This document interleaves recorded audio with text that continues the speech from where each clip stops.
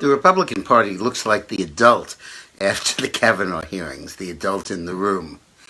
For a long time, the Democrats were perceived as too immature to govern, and the Republicans were perceived as the party that was stable enough to govern, and now that impression is right back after the Kavanaugh hearings.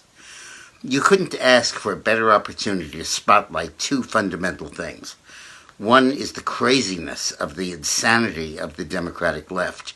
The demonstration they put on there on national TV has done more to hurt their image than anything could possibly do.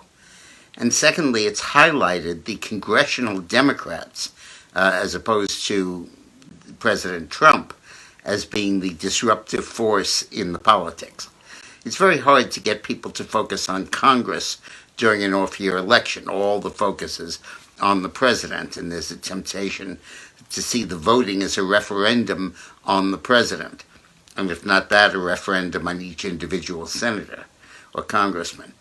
But in fact, it's a referendum on the Democratic possibility of controlling Congress and what their control would look like and what would happen from it.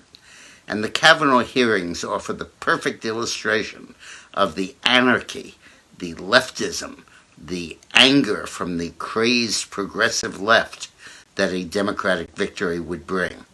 It was very nice to see that on display. And by the way, the generic question of which party would you prefer to see in representing you in Congress closed from a 9.5-point Democratic edge to a 5.5-point Democratic edge.